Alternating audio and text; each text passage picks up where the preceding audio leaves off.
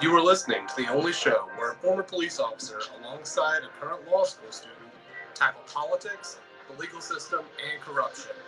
The show, known around the world as Qualified Immunity.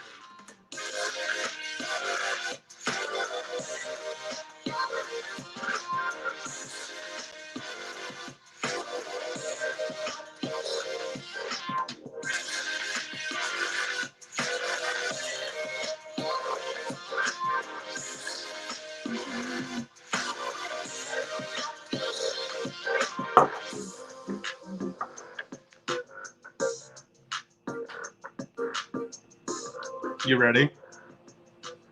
Yeah, I guess. Are you sure you're ready? I mean, it's Because this is going to be the episode you have to make a case for something. wait, which side am I on? The side you believe in, numbnuts. I mean, that's not how law school works. Oh my god. This is why people hate lawyers too. They literally make you flip-flop in law school. Oh, I believe that. Yeah. But this is also why people hate lawyers too. Why? Because they flip-flop? Yes. Understandable. That's why people hate lawyers and politicians. Nobody knows what you guys actually believe. Who do you think is more hated out of those two? Lawyers, dude, most lawyers, most politicians are lawyers. That's fair, actually. They are. Okay, here we go. Explain. And here we Yeah. We're going to talk about who should be allowed in the presidential debates. Vermin Supreme. Just him. Nobody else. And on that note, ladies and gentlemen, thank you for watching. I'm going to go check Lucas into a psych ward. Okay, fine. Vermin Supreme and Joe Biden. You wouldn't be able to tell the difference. Who's running for president? I don't know. Dude. Well, I mean, throw Donald Trump in there too, because at that point, it's at least Vermin Supreme isn't. At least you can make grammatical sense. No, I was going to say at least Vermin Supreme isn't. Oh crap! A narcissist that I know of. He might be. You never can tell. He's going to give everybody a pony. I during the debate, I really want somebody to just stand up and say, "Man, woman, person, TV, camera." I'm qualified. I tried to remember that. Man, woman, person, TV, camera. I really tried to remember that the other day, having a debate with somebody about politics, and I was just like, "This, yeah." I think that's right. I could be wrong. I don't know. Like it was like TV, person, thing, whatever, that thing, and they're just staring at me like, "What are you talking about?" And I'm like, "If you do not know that, don't debate politics with me." Seriously. Because at that point, I'm like, are you freaking kidding me? This is cognitive ability tests. Good Lord. Battle of wits with someone unarmed. that's Congress. Oh, well. Does Rand Paul make that a massacre? Yes. Rand Paul, yeah. Justin Amash. Three. No, there's another one. What's his name? I can see his face. Should have been Austin Peterson, but Missouri GOP screwed him. Rand Paul, Justin Amash. Massey. Yes, those three in Congress is a battle of wits against a bunch of unarmed people. That's called a massacre. It's literally the Washington battle. Well, you can't say that anymore. Not since the park shooting. I'm just saying. I don't. Oh. So anyway.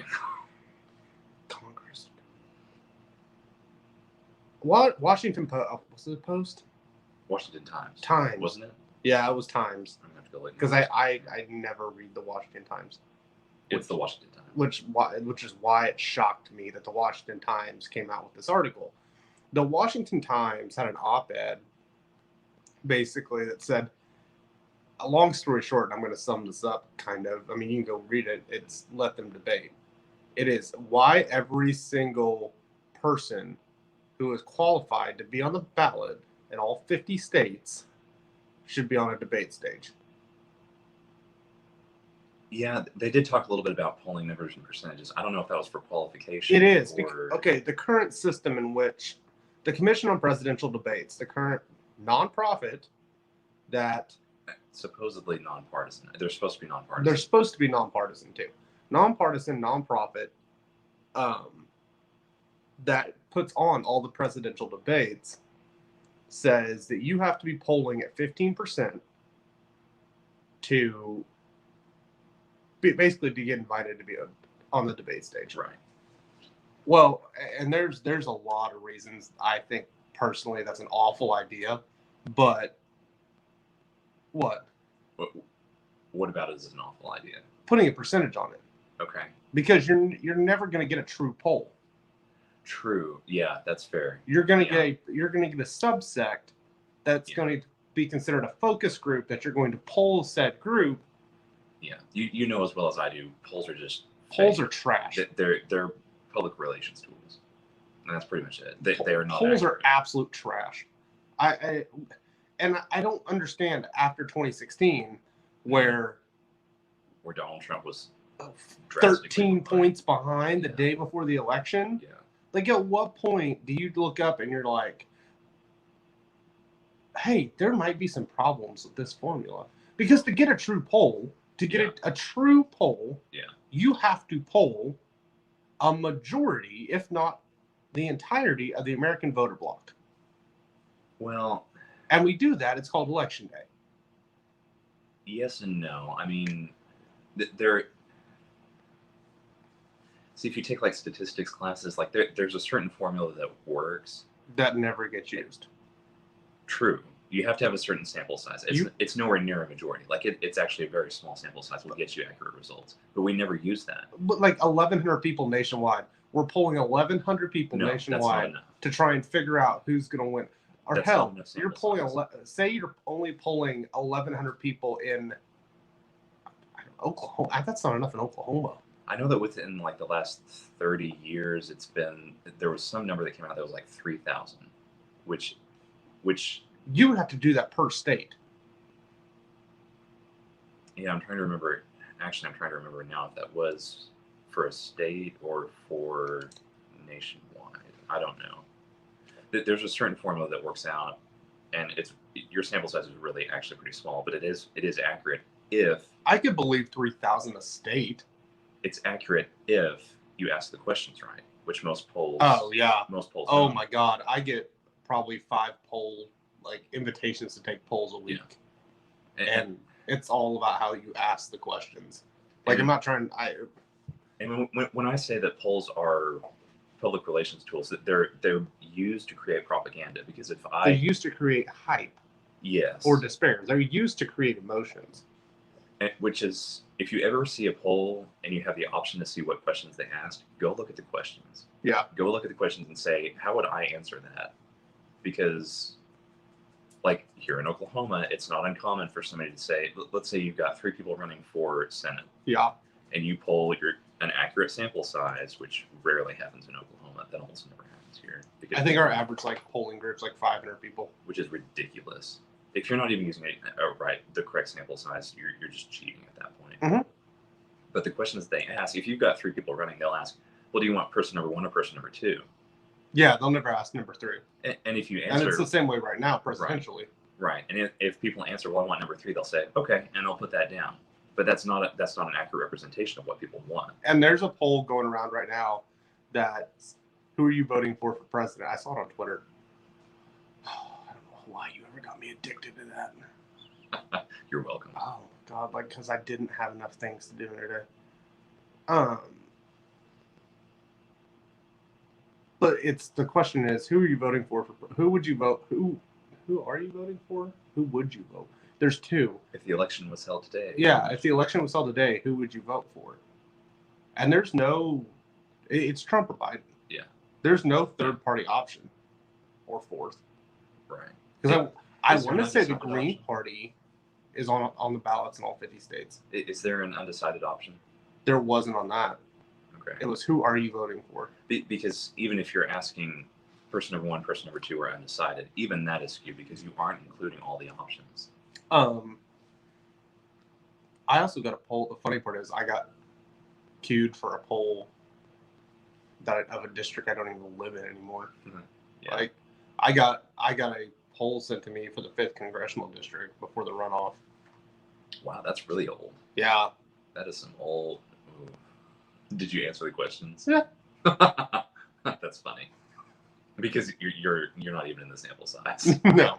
Or the sample group. No. But I got sent a poll for the runoff in the 5th congressional district, which I haven't lived in it's almost a decade. The bad part is I can't ridicule you for screwing with the poll numbers because I do that too. I was like, you'd do it too. If you got you would wholeheartedly do it too. I actually argue with the people that are conducting the poll. Okay. I'm gonna. Did you watch CD5, the runoff? No. I had no reason to. Did you watch any of the candidates? You mean their watch parties? No. Or, like, did you over the course of human events?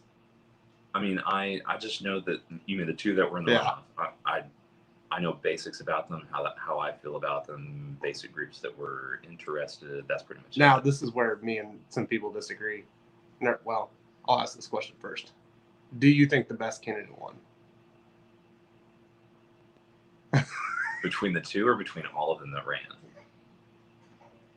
Between all the viable ones. Well, what do you consider viable? You know what I'm saying. There's some... you and I can run for Congress tomorrow. We don't have the money. Honestly, that race, I'm trying to think of anyone that I actually would have been willing to vote for if I lived in that district, and I can't think of one. Yeah, there's one. Was there one? Yeah. Because there's one that I wanted to vote. It was one that was a student. I mean, student-esque. There was one that I would have voted for just for the meme quality because their advertisements were so horrible. So horrible. Would you have voted in the runoff? In the runoff? Probably not. Really? Yeah.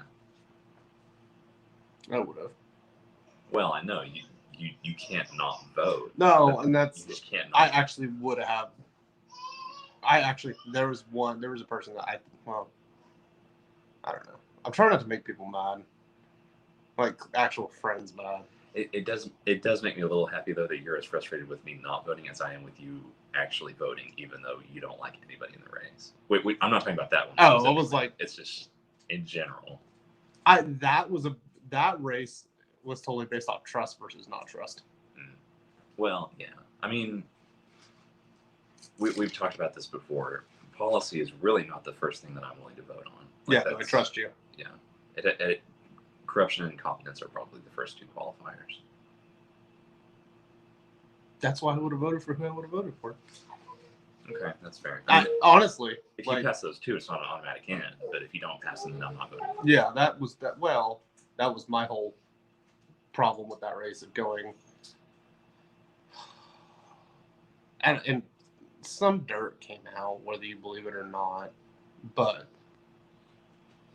I wasn't even watching that race. Seriously?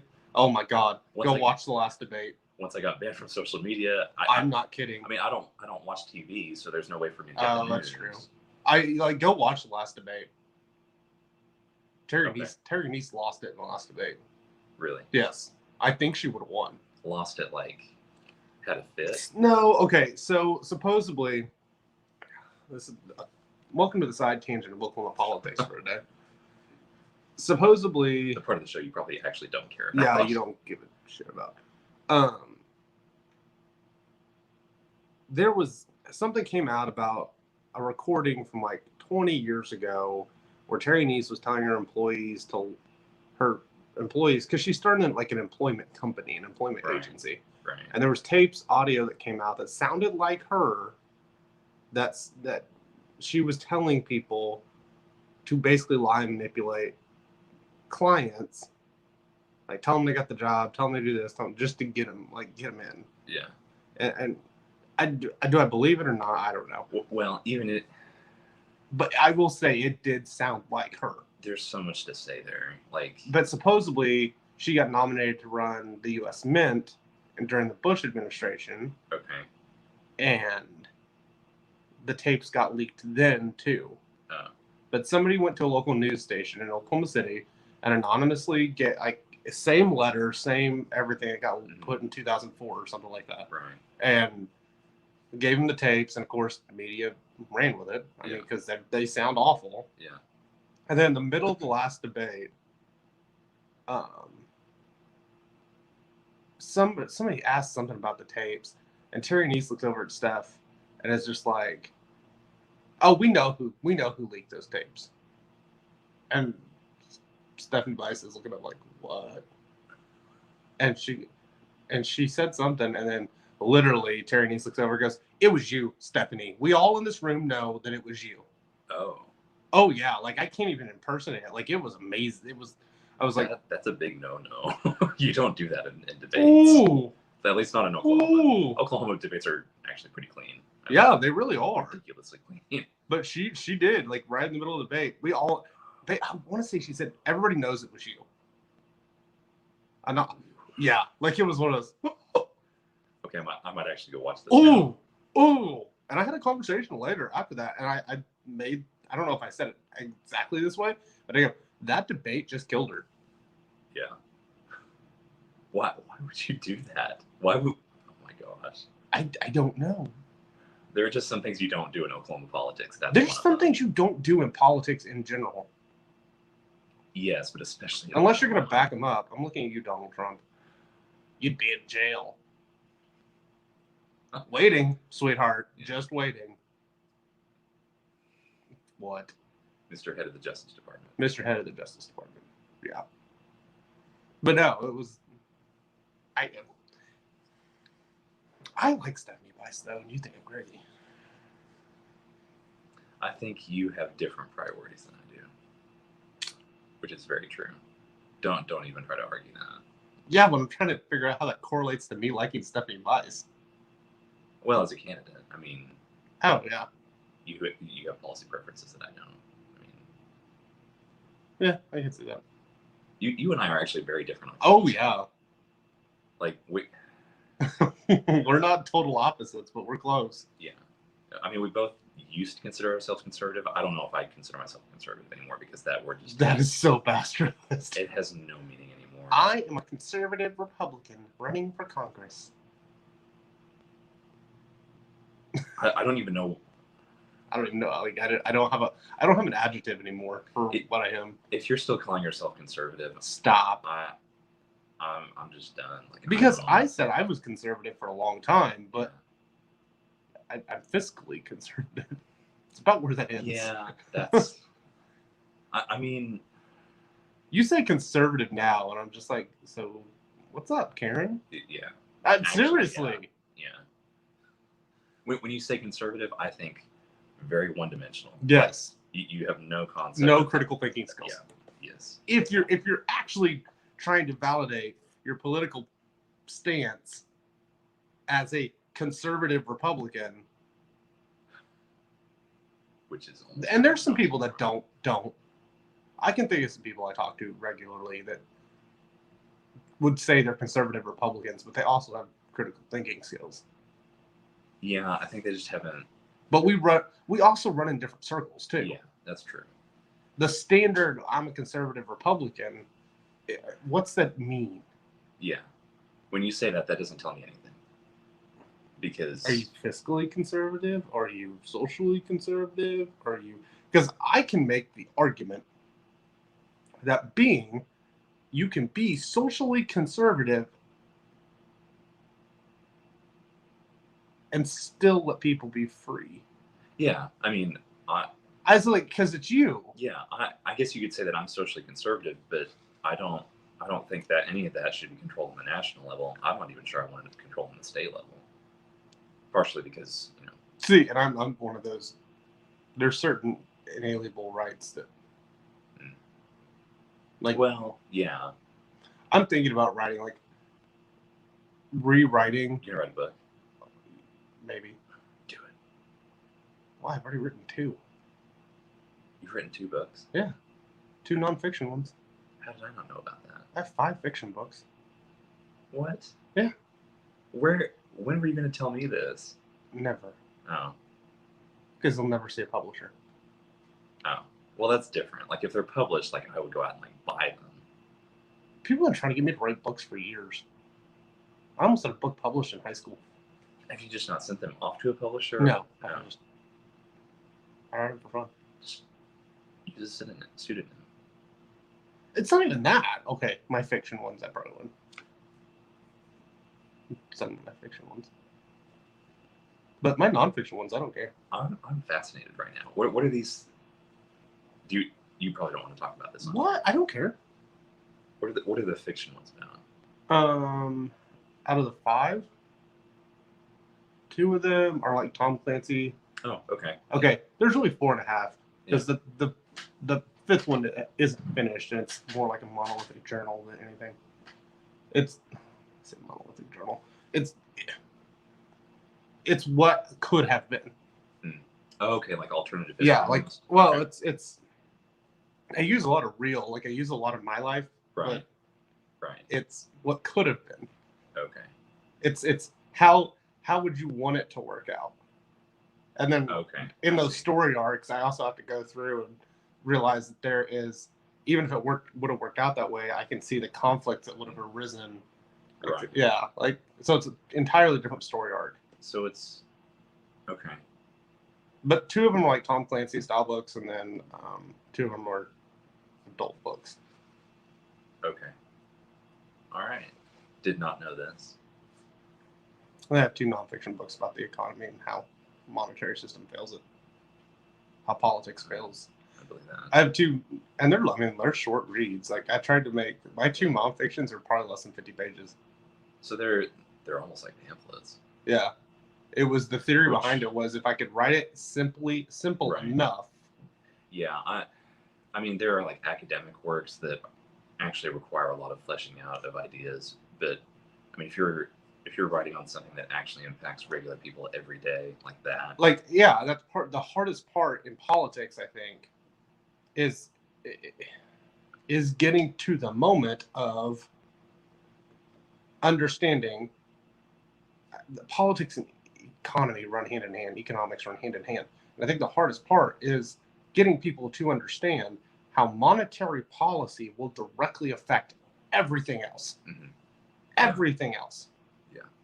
Without a doubt, without a question, anything. Monetary policy is the biggest pendulum that can swing one direction and either make or break an entire dynasty, empire, country, whatever. Did you ever finish that book that I gave you? I think you still have that.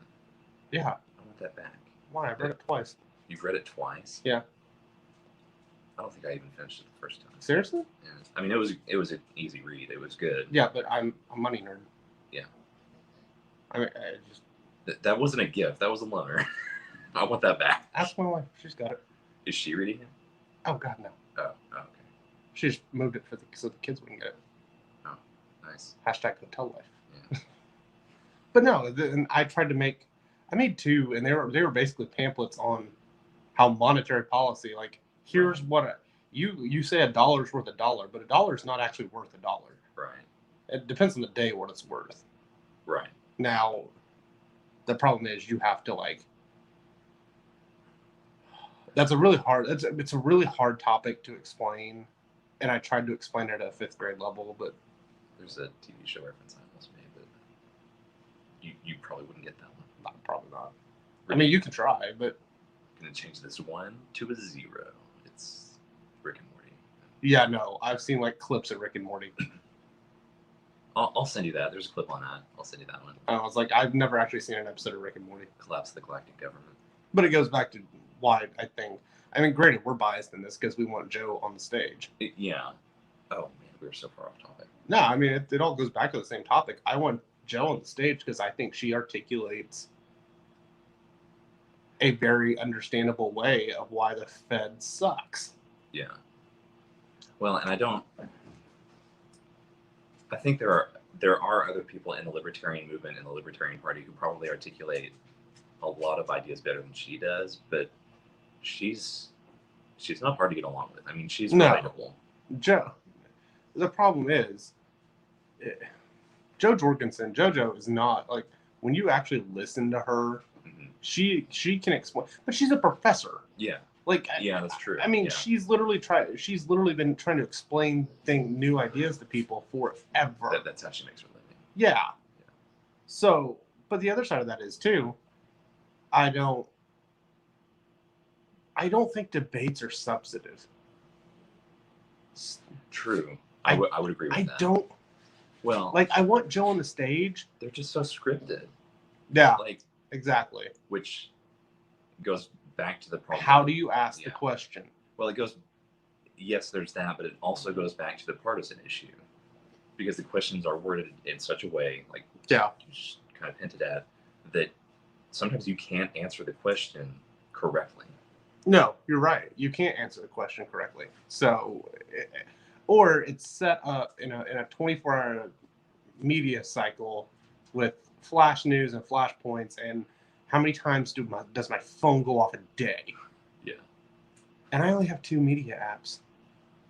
Well, 3 if you consider Apple News. I have Fox News, MSNBC, and then Apple News. Okay. But literally 90% of the crap they send, the alerts, is like a total waste of my time. Yeah. He said this, she said that. Yeah. Then I think debates are set up like that. Like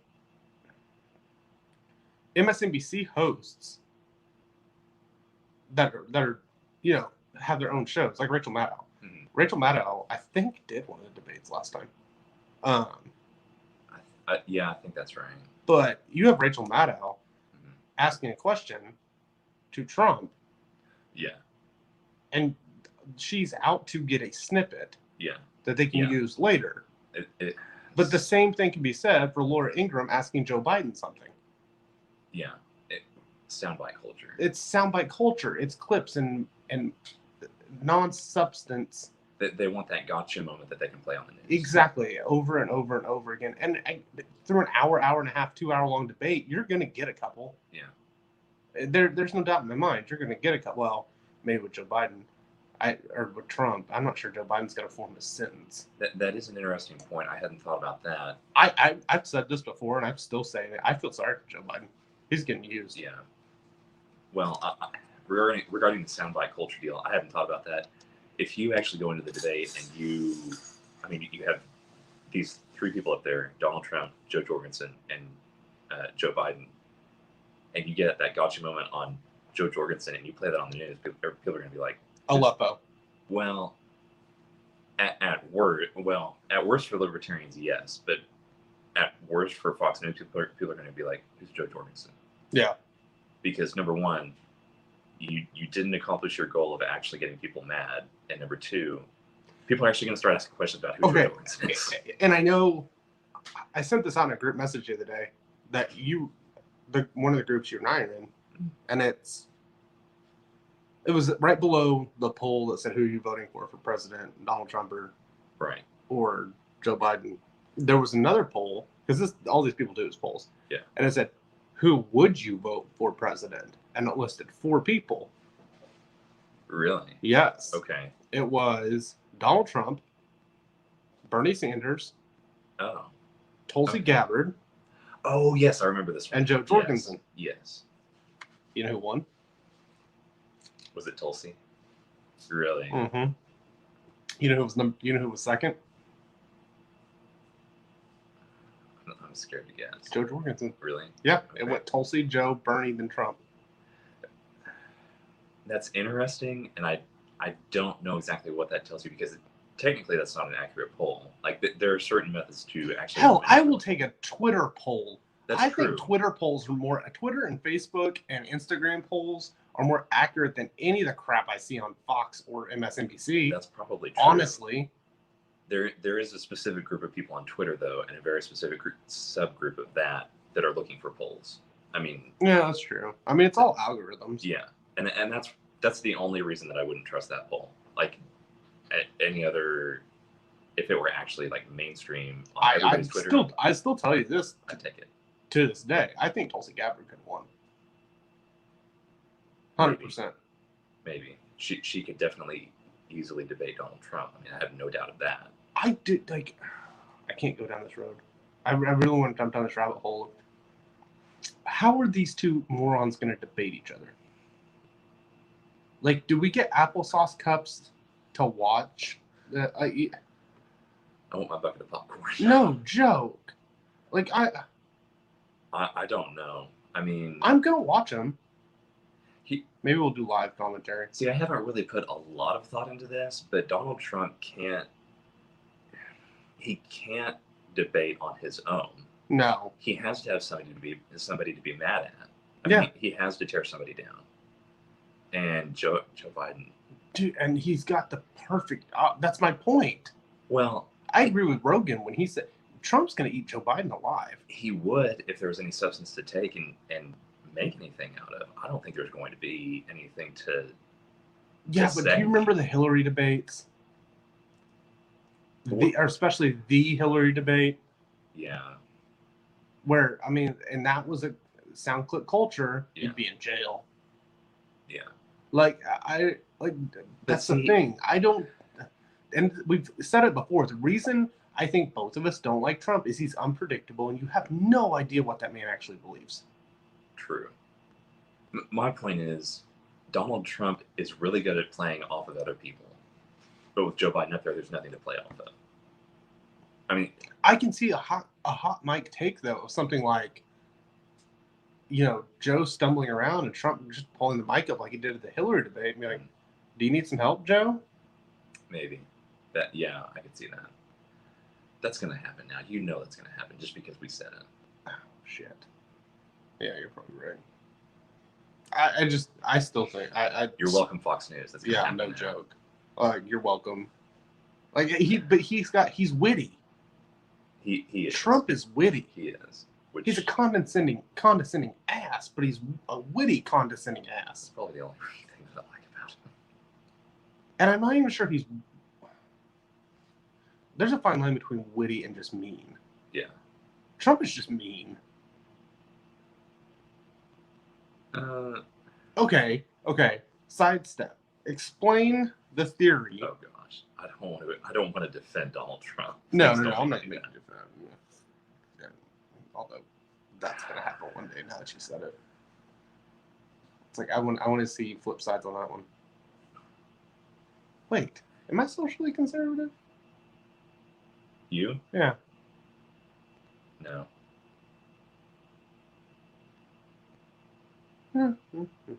Okay. Maybe. But I don't think so. In some respects, yes. In most respects, no.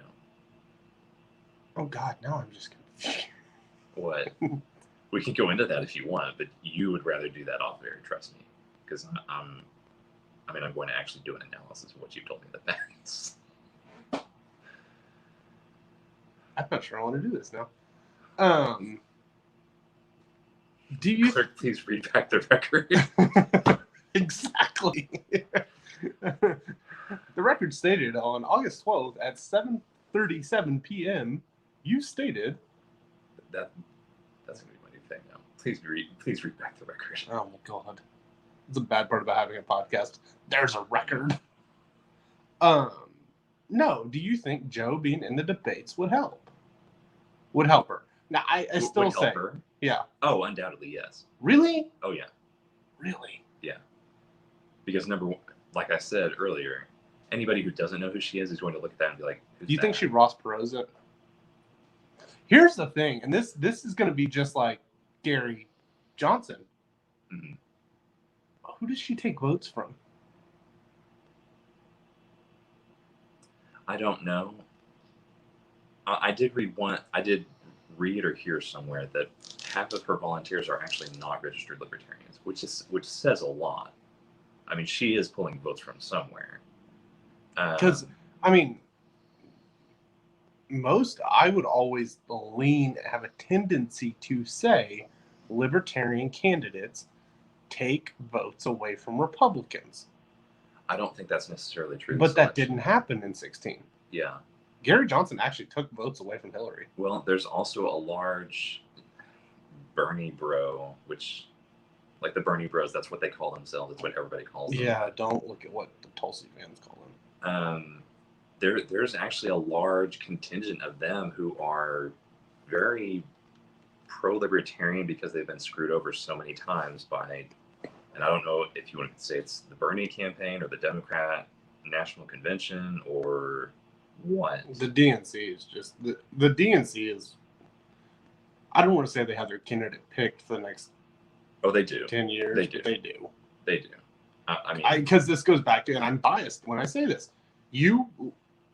And you and I both know Tulsi. Well, Tulsi. that's who we want. That's not who the DNC is going to pick. I can tell you the DNC is going to pick in 2024. Don't say it. She's running for vice president. Yeah.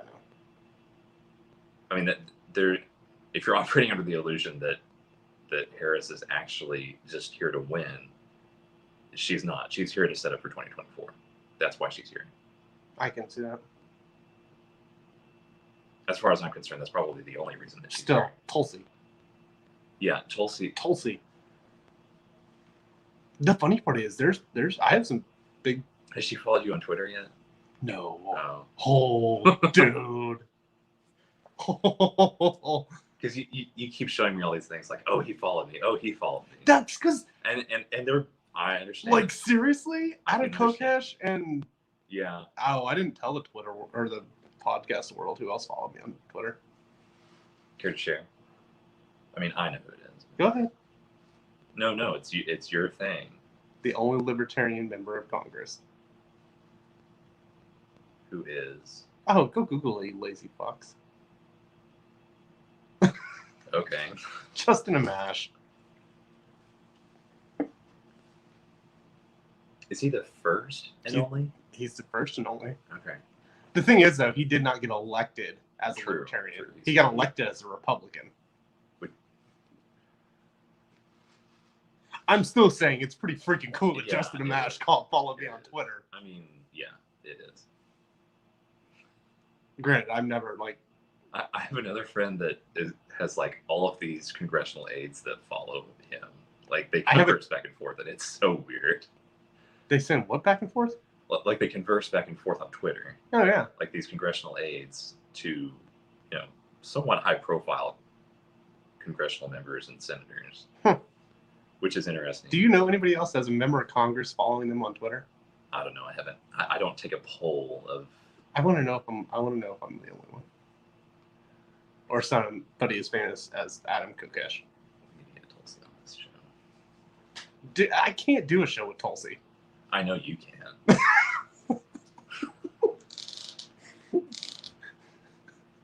I need to find your political kryptonite and try and get him on the show. I would say maybe Ron Paul, but you couldn't do a show with Ron Paul either. No, I couldn't. I couldn't help. Although Ron Paul is dynamic enough, you could just give him the mic and just let it go. I could probably do one with Ron because I've met Ron. Yeah, you've told me how that went. Yeah, I damn near fainted. Ron's cool. Oh yeah, his debate performances are phenomenal. I mean, he's not only right, he's not just informational, not just educational. He's hilarious. He's actually entertaining. He's hilarious. He is hilarious. Rand is more serious, though. Yeah, well, on a debate stage. Yeah. Like, Rand in person. Yeah. Just like his dad. He takes things a little more serious, but in person, he's just like his dad. Do you think Joe... Okay, first question. Do you think if JoJo got on the stage to debate... See, because this is what I wish... Hold on, I got to pause this question. Because this is what I wish would have happened. I wish JoJo would get on the stage as a debate of the debates. And I wish Tulsi would have ran as an independent. Okay. Yeah. Like so the second... Oh, yeah. You get all four of them up there.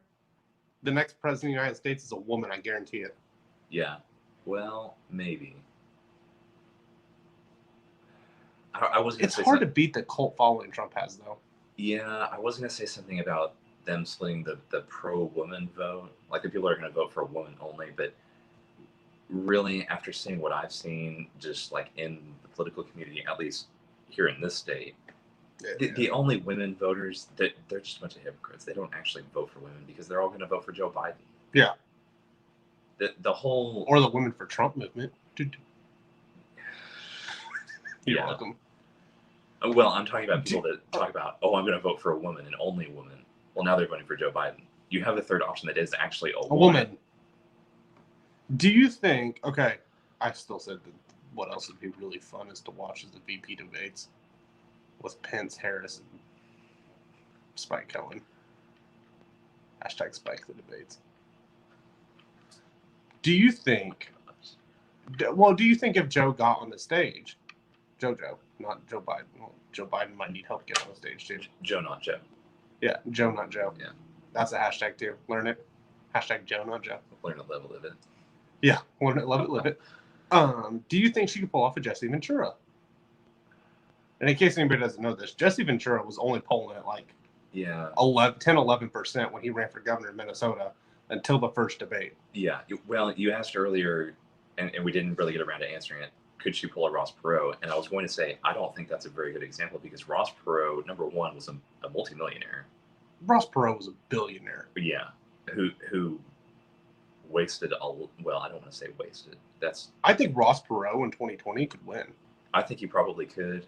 I don't want to say wasted. He spent a lot of money on TV segments, which I think may have helped him a little bit. After the debate, I don't have his percentages in front of me. His percentages jumped. I mean, it was unreal how much he gained from the debate because he actually showed that he intelligently understood economics. Do you think the debates could propel Joe enough to win though? To win? I don't know, maybe. I think really? I think it would at least make her, like, I don't want to say competitive because she's already somewhat competitive. It would put her. I don't think she's. It would put her on par with the other two candidates. I mean, it would. I mean, I agree. I think they should be up there. It really would level the playing field. And in all reality, if you want to get honest, anybody this is my official position on this. Anybody that's on the ballot in all 50 states in the United States should be on the debate stage. Period. End of story. Yeah. Well, I. Otherwise, one, it's not nonpartisan; it's bipartisan. Right. Two, which we'll talk about that. Yeah, and two, the flip side of that becomes this: you're a nonprofit. You're not supposed to be partisan at all. Right. Bipartisan means you're partisan. Right. Well, because Justin Amash tweeted something the other day. Yeah. And it was the first time it dawned on me because I saw it in writing. The first tripartisan bill. Huh. That's wow. Like I was like, sorry. Continue. Like the first ever, or the first with those three parties? I don't remember. It had to be the first ever. It's basically always been two parties since Washington. Well, I mean, you have parties like come and go, and like the in between. There's got to be something in the in between. No, I can't find it. I'm gonna have to do some research. Yeah. Propel her enough to win. I don't know. I don't know. See, here's the thing: the more you put Biden in front of a camera, the more he's going to lose. I agree. The more you put Trump in front of a camera, the more he would lose if people actually like think. It's a cult following at this point. That's the thing about Trump that bothers me. It's that people blindly follow him, and you cannot talk sense to them. No. You cannot logically discuss anything with them. The more you put JoJo in front of a camera, I mean, she just wins. Yeah. There's no way she loses. That's my opinion. That's my opinion on. And I think that's why they're trying to keep her out of the debate, is because she's actually a threat to the two-party system, which that's cliche. Duopoly. Yeah. Duopoly. She actually has a chance of winning if she can get the publicity. See, I think Joe and Tulsi are so similar to me that it's just they both could win. They both have the talent and the knowledge and the ability and the skill to win. They can't get the coverage. Yeah. Yeah. It's like if you're going to go attack something that's defended, tactically, you have to have 5 to 6 times the amount of men than the position you're attempting to attack. Right. Which means, I don't care if you're talking about Tulsi as an independent, which... Any candidate. Any candidate. Or if you're talking about Joe right now, Joe Jorgensen right now, that means she needs 5 to 6 times the amount of money. This is the part where I say, I believe in miracles. I believe in miracles. Yes, accidentally. Please stop. Sorry. I don't want to hear it. Nobody else wants to hear it either, trust me. And that's where people turned off the podcast. That's where our metrics crashed. Once we're at the bottom, you know what I'm going to be like? Oh my gosh. I believe in miracles. How ironic that would crash our metrics.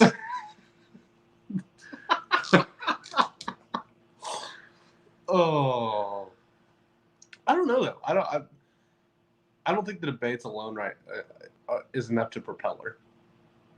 I don't know. Because I still think there's a bias, and this would happen with JoJo or Tulsi or You're talking about the throwing away your vote bias. there's still a bias against the female president.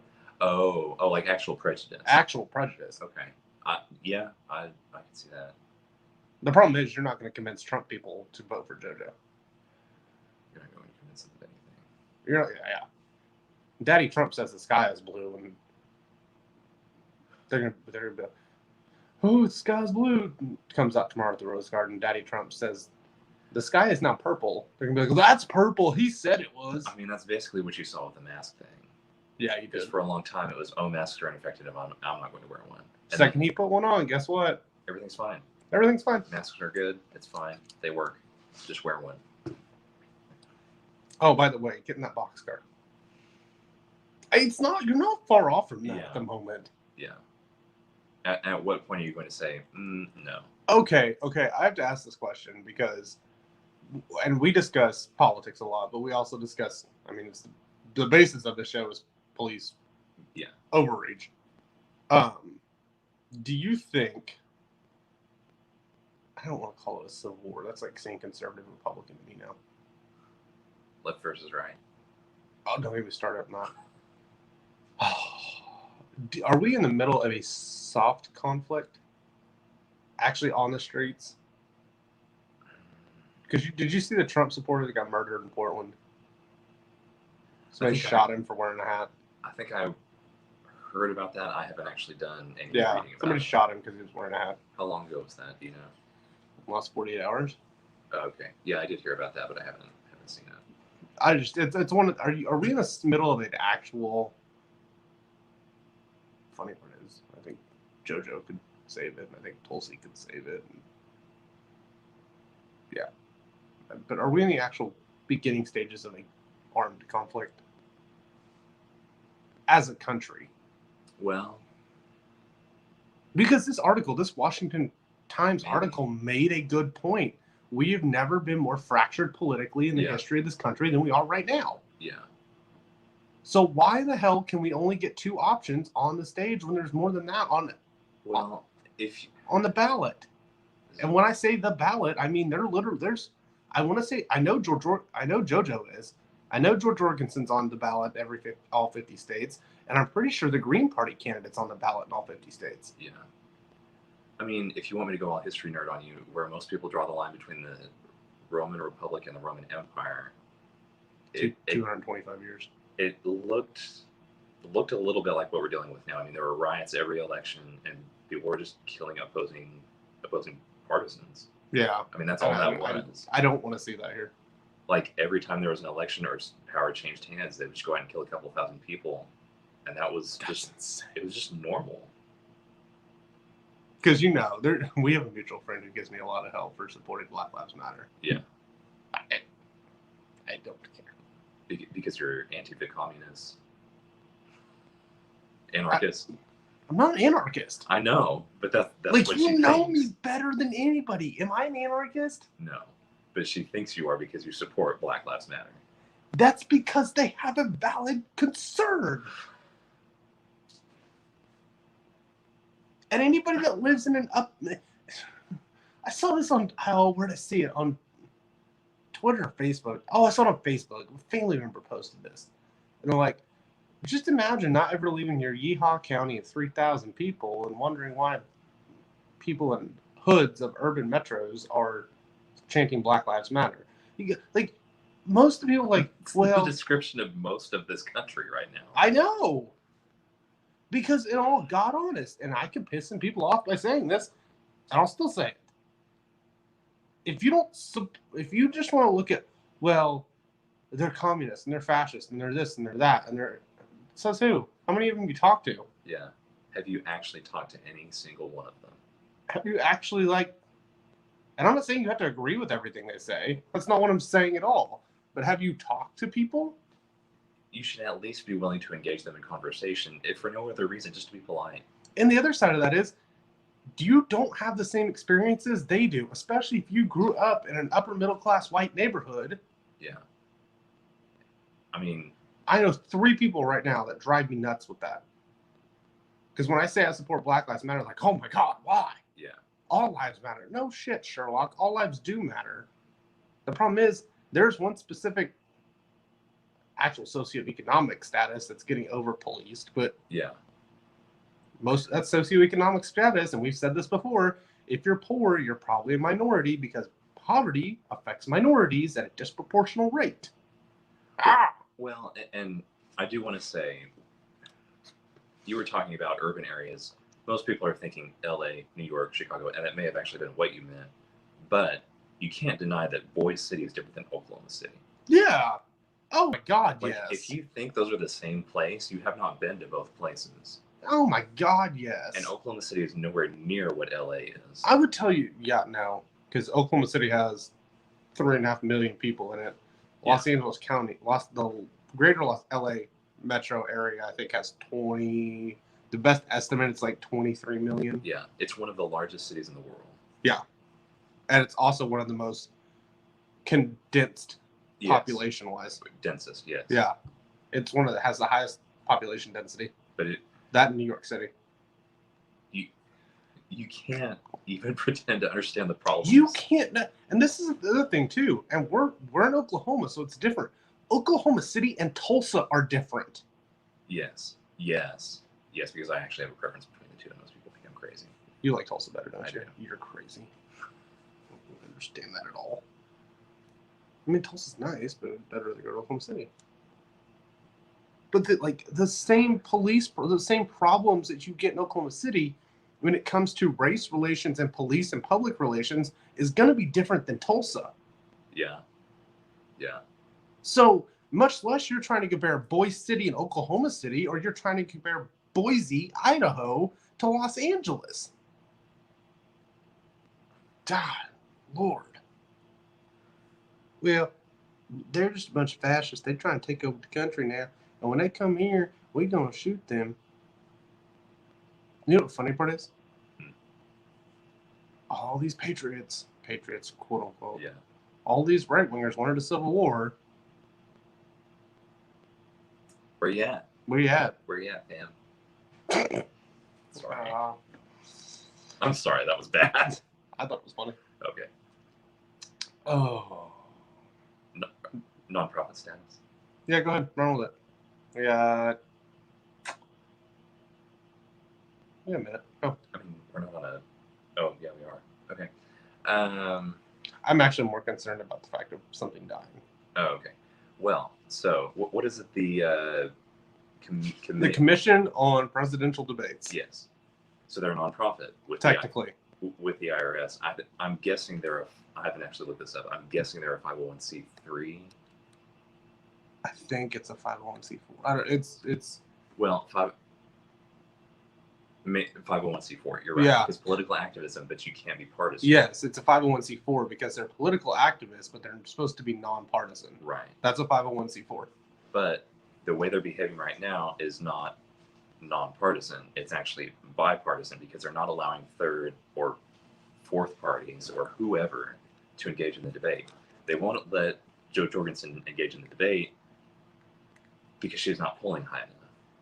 According to their polls. Right, I want to make that evidently clear. According to their polls. According to their polls that are basically strictly Democrat and Republican strategist polls. We have to assume that they're going to benefit the two major parties because the two major parties are the ones in charge of this commission.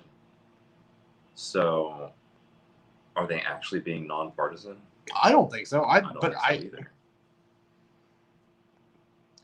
I'm also a catch-22 when it comes to 501c3s or 501c4s of going non taxation is that. Yeah, pretty close. Oh. But, okay, that's good. That's good enough. That's your policy on 501c3s. Yeah, that's my policy on 501c3s. Taxation is no. I think they get over abused in an attempt to avoid taxes. Yeah, I mean, abused, good tax work. I mean, what's the difference? If you put on presidential debates, your taxes.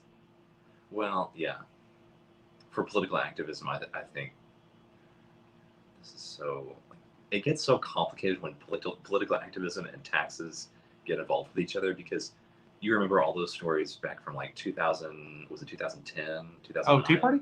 Yeah, when the Obama administration wouldn't administer tax ID numbers to, and then went and audited every single Tea Party. Yeah, conservative political action groups, and then that game gets played all the time by each presidential administration, and sometimes it's not even a political thing. Sometimes. And churches are the same way too. What do you mean? It gets their 501c3 status gets hung over their head. Oh yes. Yeah. I mean, you get this moment in time of going. It doesn't actually have to be hung over their head though, because a lot of them are so scared of losing it they don't even want to touch it. Why? Why are you scared of what? I don't have time today. You're gonna talk about that sometime. What, churches and 501c3 statuses? Yeah. Oh yeah, but I'm gonna piss some people off. I mean, we can argue. Why? You think they should have it? Yeah, I think so. Oh my god, I don't. I mean, I don't think they should have 501c3 status. I think they should be tax exempt. Those are two different things. I don't. You don't think churches should be tax exempt? No. But you're anti-tax. I know. You think churches should be the only ones paying tax? No, I'm saying if it's good for me, it's good for thee. Okay. Good for the goose, good for the gander. Yeah, it's equality.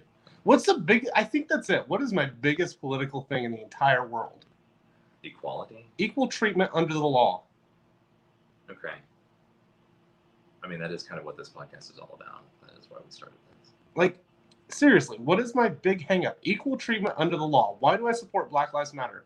Because they do not because minorities, generally speaking, and there's enough to prove this now, do not get equal treatment under the law. And the very idea of qualified immunity flies in the face of that, because someone is being treated unequally. Yes. Police are actually being treated better than your average citizen, which isn't right. And that's my biggest thing. That's where I'm going to go with the date, and we'll debate it later this week. I can support that. Like that's a 501c3 status. You're a religious organization. Yeah. Okay, and well, that kind of goes. I mean, kind of goes back to like the separation of church and state and First Amendment stuff, because the power to tax is the power to destroy.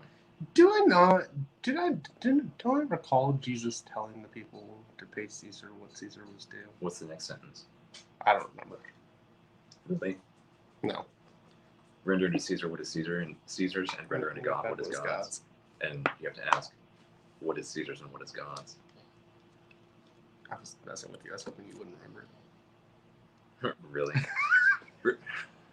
the thing that everybody says about lawyers, first rule of cross-examination, or direct examination, really. What? Never ask a question you don't know the answer to. That's true. No, but if everybody in the congregation, so explain to me why. We'll get into this later this week, but I'm going to end it with this one. Explain to me why the church doesn't pay taxes, but all the church members do. So you think church members should? I mean, if one's going to be tax-free, why shouldn't the other one be tax-free? Well, why should the church members be tax-free? Only because taxation is theft. But so why should the church pay tax? Because if the members are paying taxes, then the church, the only difference is one's a corporation and one's not. Right. Your government recognizes organizations. Yes. Not amorphous groups of individuals. I'm just saying.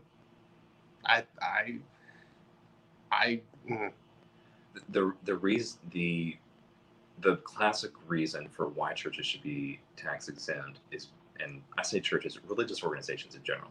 We don't want the government getting involved with decisions on who should be taxed more or less based on religious ideology. The actual reason churches were tax exempt to begin with was so they could. The reason given was so that they could take care of the welfare. Take care of the welfare. Yeah. Which 20 years later got thrown out the window. Yeah. We'll do one this week on 501c3s and why they shouldn't, for the most part, exist. So you think Joe on the stage would be enough, huh? I think it would level the playing field. Because that's interesting to me. Because publicity is the only thing holding her back right now. I mean, I want to see her there. Right? I really do. I want to see Tulsi on the stage in 2024. Hashtag JoJo 2020. Screw up your tagline. Vote bold, vote gold, JoJo 2020. There it is. Tell people where they can find you on Twitter because you got kicked off everything else. I'm on the Twitters. Find me on yours. Hey, Zuckerberg, let my boy back on, asshat. Your boy. Yeah. I'm so touched. Jeez, don't everybody thank me at once. I think the line you're looking for is "Don't get all mushy on me, princess." At the Lucas Cohen on the Twitter. At the Lucas Cohen. Oh, you can follow me on every social media platform known to mankind. Go through your laundry list. Facebook, Instagram, Twitter, Snapchat, TikTok, YouTube, LinkedIn. You can also follow Qualified Immunity on Facebook. It has a Facebook page, Qualified Immunity Podcast. You can also look up Qualified Immunity Podcast on YouTube. Find it there. Because if you're listening to this on the many platforms that we're on, including Apple, Stitcher, Spotify, Anchor, Overcast, Podbean, if you're listening there, newsflash, we record these. And we actually stream them live when we record them. So this is going to drop on probably Wednesday. So when you're listening to it, you can go watch the video of when we taped it on Sunday. That being said, please like, please download, please subscribe, please review, because we are only going to take this as far as we can take this in our continuous, undying pursuit for equal justice under the law. I'm going to end this the same way I always end this. My favorite quote from my favorite music festival in the entire world. Thank you, Tomorrowland. Hopefully you will be back next year. Live today, love tomorrow, and unite forever. To Valhalla, guys.